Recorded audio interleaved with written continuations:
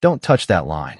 Those were the exact words on the certified notice Vanessa Whitmore had signed for 3 days earlier, which was why the sharp metallic snap outside my bedroom window at 5:17 that Tuesday morning pulled me awake faster than any alarm ever could.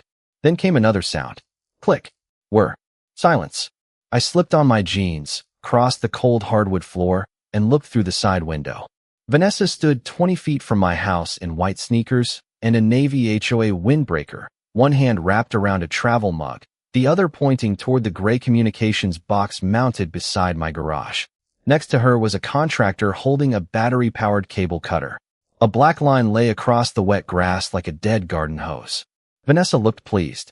The contractor glanced at the severed line, then at his work order. "That's the one you wanted removed?" he asked. Vanessa took a slow sip of coffee. "Absolutely. 3 violation notices." He refused everyone. My backup phone vibrated on the dresser behind me. Once. Then again. I turned and saw 4 words glowing across the screen. Link lost. Priority circuit. I stared at the timestamp. 5:17 and 43 seconds a.m. Vanessa spotted me and immediately lifted her chin. She had been HOA president for 4 years, and she'd perfected that expression, the one that said the conversation was already over because she'd decided how it ended. "Morning, Ethan," she said. "Problem solved." I looked past her at the cable. The small metal identification tag I'd warned her about was still attached to the severed end, flashing silver beneath the security light. Above it, my side yard camera blinked red. Recording. Vanessa followed my eyes and smiled. "You were given plenty of opportunities to remove that ugly internet wire yourself." I didn't answer. My phone vibrated again. This time the notification wasn't automated. Someone was calling through my secured work contact. Vanessa tapped the contractor's paperwork with one manicured finger. "Pine Ridge has standards. You don't get an exception because you work from home." I finally looked at her. Really looked at her. She genuinely believed she'd just disconnected my home internet. I answered the phone. The voice on the other end skipped hello. "Ethan, did you authorize an interruption to that circuit?" I watched Vanessa raise her mug again. "No," I said. There was a brief silence. Keyboard clicks followed. Then the voice became very calm. "Do not touch the cable. Do not move anything. We're documenting the outage now." I lowered the phone. Vanessa gave me a smug shrug. "Maybe next time you'll listen to the HOA." I looked at the cut line, then at the red light on my camera, then back at her. "Vanessa," I said quietly, "that wasn't my internet." Her smile stayed in place for exactly 2 seconds. 3 weeks earlier, Vanessa Whitmore had no idea what that gray box actually did, and I was perfectly happy keeping it that way. I had moved into Pine Ridge Estates 8 months before, looking for exactly what the neighborhood brochure promised: quiet streets, mature maples, decent neighbors, and enough distance from Washington to hear crickets instead of traffic at night. My name is Ethan Cole. I was 41 years old, and most people on our street thought I worked in information technology. That description was close enough for neighborhood conversation. My actual work involved communications infrastructure for government contractors, the kind of job where reliability mattered more than appearances and paperwork followed every piece of equipment from installation to retirement. The only unusual feature was the gray communications enclosure mounted low beside the garage, with a black cable running neatly through protective conduit toward the rear utility easement. A small metal tag hung from the service line. I checked that tag every Monday morning while drinking coffee because routine had been drilled into me by years of infrastructure work. Inspect. Document. Report. Never assume. Vanessa saw the same equipment and reached a completely different conclusion. She first appeared at my door on a Saturday afternoon carrying a leather binder against her chest. Her white sport utility vehicle was parked halfway across my driveway, polished so perfectly that the afternoon sun bounced off the hood. "Ethan, we have received complaints about your exterior wiring," she said. I looked past her. The street was empty. Complaints from who? Her smile tightened. "The association does not disclose residents who report violations." She opened the binder and showed me a photograph of my gray enclosure taken from the sidewalk. A yellow circle had been drawn around it. "Visible telecommunications equipment requires architectural approval. It was here before I moved in," I said, "and it is authorized. Not by me." I explained that the equipment could not simply be removed and that she should contact me before allowing anyone to touch it. She wrote something on her clipboard without looking up. 5 days later, the first violation notice arrived. Then another. Then a third. $50 became 100. 100 became 200. I answered every notice with documentation and kept copies in a blue folder inside my office. I also saved the emails, photographed the equipment, verified my side yard camera, and mailed Vanessa a certified warning stating that the line was not under association control. She signed for it herself. She pointed at the cable and said, "Before the next meeting, I am getting that thing removed." Vanessa thought my silence meant I was intimidated.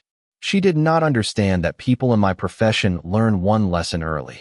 When someone insists on creating a paper trail, never interrupt them. By the following Monday, Vanessa had turned my gray communications box into her re-election campaign. Pine Ridge Estates held board elections every spring, and handwritten signs with her name had started appearing beside mailboxes all over the neighborhood. Her slogan was protecting standards, protecting values. At 7 that evening, I walked into the clubhouse carrying my blue folder and found 30 folding chairs arranged beneath fluorescent lights. Vanessa sat behind a 6-foot table with 4 board members, her leather binder open in front of her like evidence at a trial. A photograph of my house was displayed on a television screen. The gray box had been enlarged until it looked enormous. "This is exactly the kind of unauthorized modification we have been discussing," she announced. A few neighbors turned toward me. I stayed standing near the back wall. "It is authorized," I said. "You already have the documentation." Vanessa clicked to another photograph. "Authorized by outside parties does not automatically mean approved by Pine Ridge Estates." That was when Harold Bennett, our 70-year-old treasurer, adjusted his glasses and quietly asked whether the association actually controlled utility infrastructure. Vanessa answered before anyone could check. "Anything visible from a common area falls under architectural review." I opened my folder. "That is not what Section 8 says." Vanessa's fingers stopped on her presentation remote. I read the relevant language from the association documents, then placed copies on the table. Exterior appearance rules covered homeowner modifications. They did not grant the board authority to disconnect permitted communications equipment or interfere with utility easements. Harold read the page twice. "Ethan appears to be correct," he said. Vanessa smiled, but the muscles around her mouth tightened. "This is not a courtroom." "Good," I said. "Then reading the rules should be enough." She had wanted a public victory before the election. Instead, the quiet new guy had corrected her in front of the neighborhood. 2 mornings later, another envelope appeared under my windshield wiper. $250 for failure to correct an exterior violation. Friday brought an inspection notice. Saturday brought an email claiming my equipment could reduce property values.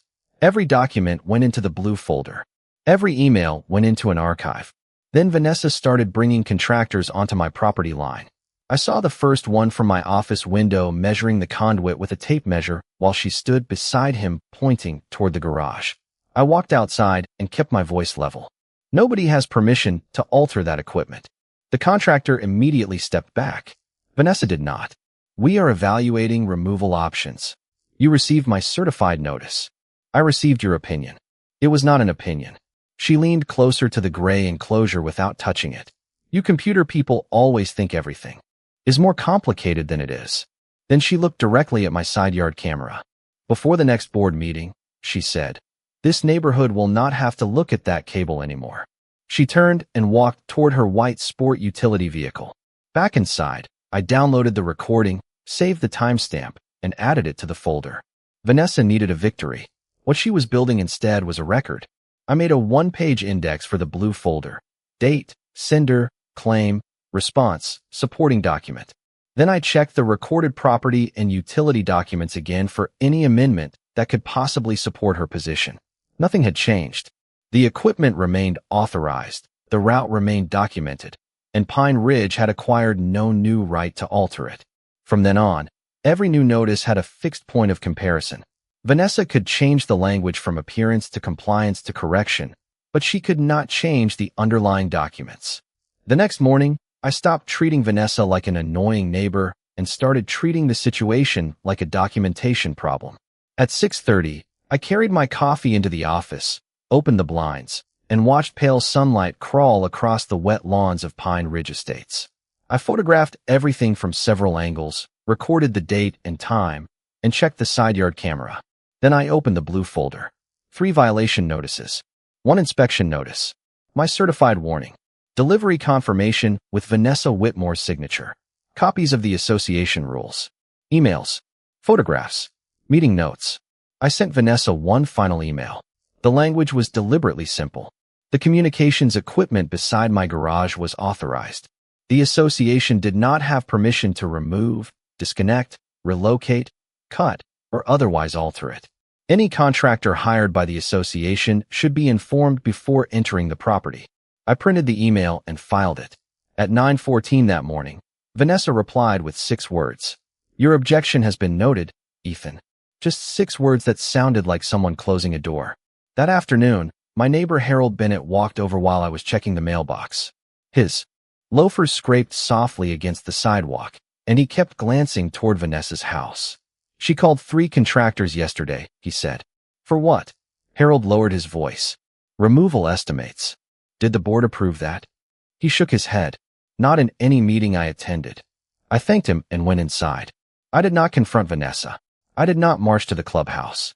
Instead, I backed up the camera recordings to a separate archive and saved copies of every message outside the association portal. The next evening, another piece fell into place. At 8:27, my phone chimed with an email from Pine Ridge Estates. The subject line read Exterior Compliance Resolution. Vanessa wrote that the association intended to correct the violation if I failed to do so voluntarily. The message never used the word cut. It never used the word disconnect. I replied asking exactly what correction meant. No answer came. Saturday morning, I found a contractor's business card tucked into my front door. I called the number. A man named Daniel Mercer answered over the rumble of what sounded like a work truck. I gave him my address. He paused. Yeah, I know the property. Did someone ask you to remove a cable? Another pause. The association president asked for a quote. I told her I needed proof she had authority. Did she provide it? She said she would. I wrote down the time of the call. By Sunday night, Vanessa had apparently decided questions were obstacles instead of warnings. At 10:11, an association message appeared on my phone. Tomorrow this issue will finally be resolved. I checked the camera one last time. Red light. Recording. Then I placed my backup phone on the dresser beside my bed. Vanessa thought she had given me notice of her victory. What she had actually given me was a timestamp. At 5:17 the next morning, the familiar hum beside my garage disappeared. 1 second it was there beneath the hiss of sprinklers and the distant rumble of an early commuter, and the next there was only silence. By the time I reached the side window, Vanessa was already standing on the grass with a contractor I had never seen before. His white work van sat at the curb with amber lights blinking against the dark houses. He held a battery-powered cable cutter in one hand and a printed work order in the other. The black cable lay severed beneath the gray enclosure. My backup phone vibrated. Link lost. Priority circuit. 5:17 and 43 seconds. I pulled on my jeans and stepped outside. Vanessa turned toward me with her coffee mug raised like she had been waiting for an audience. Good morning, Ethan. The association corrected the violation. The contractor looked less confident. Sir, is this your property? Yes. His eyes moved toward Vanessa. I was told the association had authorization. Who told you that? He pointed at her with the folded work order. Vanessa sighed. Do not make this theatrical. You were notified repeatedly. I looked at the cut cable. The metal identification tag was still attached, exactly where it had been in every photograph I had taken. Above us, the side yard camera glowed red. Vanessa followed my eyes and seemed almost amused. Then she pulled out her phone, took a picture of the disconnected line, and typed something with both thumbs. Seconds later, my phone chimed with a Pine Ridge community notification. Exterior violation corrected this morning after repeated homeowner noncompliance. I saved the message. The contractor crouched near the cable but stopped when I spoke. Please leave everything exactly where it is. Vanessa gave a short laugh. It is a cable, Ethan, not a museum exhibit. My backup phone began ringing. I recognized the secure work contact immediately. I answered. Cole. The voice on the other end was calm and precise. We lost the circuit at 5:17 and 43 seconds. Did you authorize maintenance? No. Was there scheduled work? No. I looked directly at Vanessa. The homeowners association hired a contractor to disconnect it. I heard keyboard keys moving rapidly in the background. Do not reconnect anything. Do not move the cable or enclosure. Preserve the site as it is. We are documenting the interruption. Understood. Vanessa rolled her eyes. Tell your internet company they can reinstall it after you submit an architectural request. The contractor slowly lowered his work order. Internet company? He asked. Vanessa pointed toward my house. He works from home. It is obviously his private service line. I kept my mouth shut. The contractor looked down at the metal tag and wiped moisture from it with the edge of his glove. His expression changed. Mrs. Whitmore, did you verify who owns this circuit? Vanessa's smile weakened. The association controls exterior appearance. My phone vibrated again. A message appeared from my work contact. Site response initiated. Preserve all records. I slipped the phone into my pocket. Vanessa took another sip of coffee, but her hand was not quite as steady now. This is finished, she said. I looked at the severed line resting in the wet Virginia grass. No, I said. The paperwork is just getting started.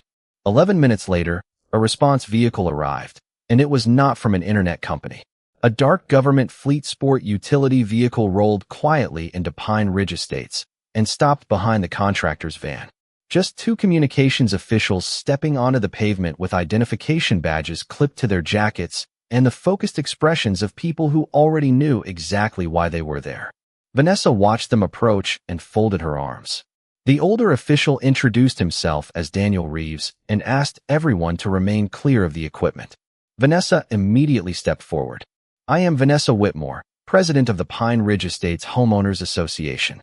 This homeowner has been operating unauthorized exterior telecommunications equipment. Reeves looked at me. Mr. Cole, I did not authorize the disconnection. He nodded once, then turned to the contractor. Did you cut this line? The contractor swallowed. Yes, sir. I had a work order. Who issued it? He handed over the paper. Vanessa's name sat at the bottom. She pointed toward the gray enclosure. The association has architectural authority over visible exterior installations. Reeves studied the document, then the metal tag attached to the cable. Ma'am, this is not an architectural issue. Vanessa gave him the same smile she used at board meetings. With respect, you do not understand our covenants. Reeves looked at her for a long second. With respect, you do not understand what you disconnected. He explained only what was necessary. The circuit was part of an authorized communications system maintained under a federal contract. It carried a monitored operational feed tied to Department of Defense facilities, including an endpoint supporting operations associated with the Pentagon. Vanessa blinked. The Pentagon? Reeves did not raise his voice. Yes, ma'am. Vanessa looked at me as if I had personally rearranged reality while she was drinking coffee. He told us it was internet equipment. No, I said. You decided it was internet equipment. Her face tightened. You work from home. Sometimes. Then why would something connected to the Pentagon be on a residential property? Reeves answered before I could. That is not information you need in order to understand that you were repeatedly told not to alter it. Vanessa opened her leather binder and began flipping through pages. Our rules clearly state that exterior modifications require approval. Reeves glanced at the severed cable. Your rules do not give you ownership of communications infrastructure simply because you can see it. Harold Bennett had appeared across the street in slippers and a bathrobe, watching from his driveway. Two more neighbors stood near their mailboxes. Vanessa noticed them. I never ordered anyone to cut anything, she said. The contractor stared at her. You told me to remove the line. I requested correction of a violation. You pointed at it this morning. Vanessa shook her head. You misunderstood me. Above the garage, the red camera light was still glowing. Reeves asked whether I had recordings of the property. Yes. Preserve them. Already done. Vanessa looked up at the camera, and for the first time since I had met her, she seemed to understand why I had never argued louder. The line she had cut was important, but the record she had created was about to become much harder to disconnect. By 8:30 that morning, Vanessa had already started trying to rewrite what happened.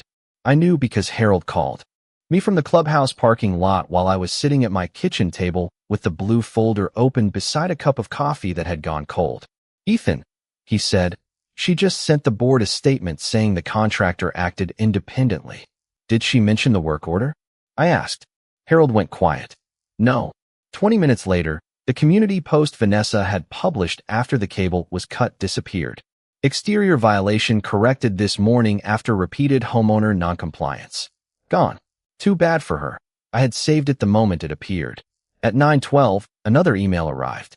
Vanessa claimed she had authorized only a visual inspection and that any physical alteration had occurred without her knowledge. Then I opened the video from 517. Vanessa appeared clearly beneath the security light, pointing toward the cable while the contractor held the cutter. Her voice was clean on the recording. That one. Remove it. I saved another copy. At 10:46, Harold called again. His voice sounded different this time. You need to see the meeting record. He forwarded 2 files. The first was the original draft from the previous board meeting. It said Vanessa proposed removal of the exterior communications line before the next meeting. The second version, uploaded that morning, said Vanessa proposed inspection of exterior equipment for possible future review. I checked the file information. The revision had been made at 9:58 that morning, more than 4 hours after the line went dead. Until then, Vanessa could argue she had misunderstood the equipment. She could claim she believed the association had authority. She could blame bad advice. But changing records after the fact was something else entirely. I called Reeves and told him what I had. Preserve both versions, he said. Do not alter either file. Already done. By noon, the contractor, whose name was Michael Turner, had provided his own written account. Vanessa had contacted him directly. Vanessa had shown him the cable. Vanessa had represented that the association had authority to remove it. He also had text messages. One from the previous evening read, "Need this handled first. Thing tomorrow before residents start interfering." Another from that morning read, "I will meet you there and show you exactly what goes." Now records were the only voices in the room that could not be intimidated. That afternoon, Pine Ridge announced an emergency board meeting for Wednesday evening. Vanessa responded within minutes. I welcome the opportunity to correct the misinformation being spread about this unfortunate contractor error. I read the message once and opened my evidence folder. Certified warning. Delivery signature. Association notices. Contractor work order. Security video. Deleted community post. Original meeting record. Revised meeting record. Timestamp of the outage. Her own messages. One by one, I arranged them by date. Vanessa had spent the morning trying to erase 517. Instead, every deletion had created another timestamp. Before the emergency meeting, I built the cleanest chronology I could. The first column held what Vanessa knew. The second held what she did. The third held the independent record that confirmed it. She knew the line was authorized because I had told her in person and mailed the certified warning. She knew I denied permission because she had signed for that warning and acknowledged my objection by email. She knew removal was being discussed because she had contacted contractors and told the board she intended to resolve the issue. Then came the work order, her message from the night before, the camera footage, the contractor's account, the outage alert, and the community post claiming the violation had been corrected. I deliberately kept conclusions out of the chart. I did not write reckless, dishonest, or retaliatory. Those were arguments. Dates were facts. At the bottom, I added the 2 versions of the meeting record and their modification times. The sequence was stronger because it did not depend on my opinion. Anyone could start at the top and follow the trail to 5:17:43, then continue forward to the deleted post and altered minutes. Vanessa had always treated paperwork like a costume for authority. Now the paperwork was becoming a witness. Wednesday night, every folding chair in. The Pine Ridge clubhouse was occupied before the meeting even started. Vanessa sat at the center of the board table wearing a navy blazer, her leather binder positioned neatly in front of her. She looked composed until she saw Michael Turner, the contractor, sitting beside Harold Bennett. At 7 sharp, Harold called the emergency meeting to order. Vanessa immediately leaned toward the microphone. Before rumors go any further, I want everyone to understand that Tuesday's incident resulted from a contractor misunderstanding. Michael looked at the floor. I opened my laptop. Then this should be simple, I said. The television behind the board lit up. The first image was my certified warning. Vanessa's signature appeared beneath the delivery confirmation. I read the date aloud. 3 days before the incident. Next came her email acknowledging my objection. Then the message promising the issue would finally be resolved. Vanessa shifted in her chair. Those messages concerned compliance, not physical removal. I clicked again. Michael's work order appeared. Her name was printed at the bottom. A murmur moved through the room. That document does not prove what instructions the contractor received, she said. Michael finally looked up. You showed me the line yourself. Vanessa turned toward him. You misunderstood. I said nothing. I clicked again. The security recording began. There was Vanessa beneath my garage light. There was Michael holding the cutter. Her recorded voice filled the clubhouse. That one. Remove it. I paused the video at 5:17 and 43 seconds. Then I displayed the monitored outage record showing the circuit interruption at the same time. This is when the feed stopped, I said. I had no knowledge of what that equipment actually was. That is why I warned you not to touch it. Harold folded his arms. I moved to the community post Vanessa had published immediately afterward. Exterior violation corrected this morning after repeated homeowner noncompliance. I deleted that because it was inaccurate, she said quickly. Yes, I said. At 9:20.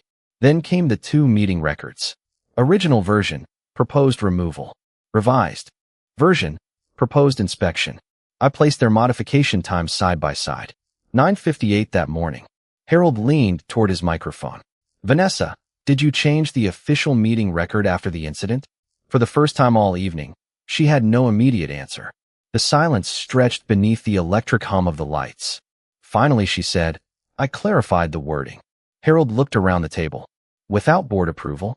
Vanessa closed her binder. The board went into an immediate vote. For members supported removing Vanessa from her position pending a full review. She was the only vote against it. The association also suspended the disputed fines against me and authorized an independent audit of Vanessa's prior enforcement actions and records. Daniel Reeves had made one thing clear earlier that day. Any questions involving the interrupted federal communications circuit would be handled through the appropriate official process, not by our neighborhood board. I wanted the record to speak. As people began leaving, Vanessa remained seated beneath the television screen. Behind her, one frozen frame still showed the exact moment she pointed toward the cable. For weeks, she had acted like authority meant controlling the story. That night, she learned something simpler. Authority can argue. Evidence does not have to. Harold asked that every item shown during the meeting be preserved with the association's review file. Michael agreed to provide the original text from his phone and the work order his company had received. I provided copies rather than surrendering my originals. The board secretary noted the times of the deleted community post and the revised minutes. That mattered to me more than the vote itself. Removing Vanessa from the chair solved the immediate governance problem. But preserving the source material meant nobody could later reduce the entire episode to two neighbors who simply disliked each other. There was a property owner, a warning, a contractor, an authorization, a cut line, an outage, and an attempted revision afterward. The story had structure because the evidence had structure. And for the first time since Vanessa had photographed that gray box, the board was asking the right question. Not whether the equipment was attractive. Not whether I had embarrassed the president at a meeting. Not whether a homeowner should cooperate with neighborhood standards. The question was whether Pine Ridge had actual authority to order that specific work after receiving explicit notice that it did not. Once the issue was framed that way, the noise around it disappeared. I stood on the driveway with a paper cup of coffee warming my hands while two authorized technicians finished their inspection beside the garage.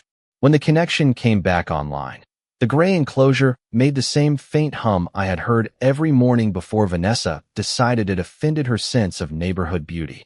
A new metal identification tag hung from the cable. Pine Ridge had changed too.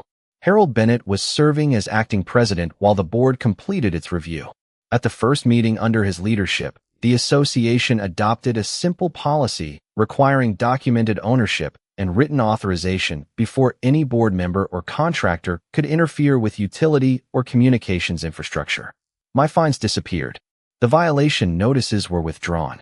The independent review also found several enforcement decisions Vanessa had approved without proper board authorization, and affected homeowners received notices that their cases were being reconsidered. The federal communications issue stayed where it belonged, with the appropriate officials and contract administrators. I provided the records I had been asked to preserve, answered the questions I was authorized to answer, and went back to work. Michael Turner sent me a short letter apologizing for what happened. He had relied on Vanessa's claim that she possessed authority she did not have. I kept his letter in the blue folder, not because I was angry with him, but because that folder had become a reminder of how quickly assumptions become expensive when nobody checks the facts. Vanessa stopped attending neighborhood meetings. Her white sport utility vehicle remained in the driveway for a while. Then one Saturday morning, a real estate sign appeared in her front yard. Harold was walking his little brown terrier across the street. He followed my eyes toward the sign and smiled. "You knew this was how it would end, did you not?" I shook my head. "No." He raised an eyebrow. "You were awfully calm." I looked toward the side of my garage. The camera indicator blinked red beneath the morning sun. I trusted the record. Harold laughed quietly and continued down the sidewalk. For months, Vanessa had believed power came from binders, fines, official-looking letters, and being the loudest person at the table. I had spent my career learning the opposite. Reliable systems do not depend on who sounds confident. They depend on verification, time, source, record, evidence. That afternoon, I finally emptied the blue folder onto my desk. The certified warning still carried Vanessa's signature. Her 6-word email was there. So was the printed community post she had deleted, the contractor work order, the original meeting record, and the altered version. I reached the outage report last. 5:17 and 43 seconds. One timestamp. One moment she had spent an entire morning trying to erase. I closed the folder and slid it into a cabinet. Outside, the rebuilt connection hummed quietly behind the garage. Just a working line and a neighborhood that finally understood the difference between authority and entitlement. Vanessa thought cutting one cable would make her problem disappear. Instead, it connected every piece of evidence she left behind. Justice is not always loud. Sometimes it is just a timestamp nobody can delete.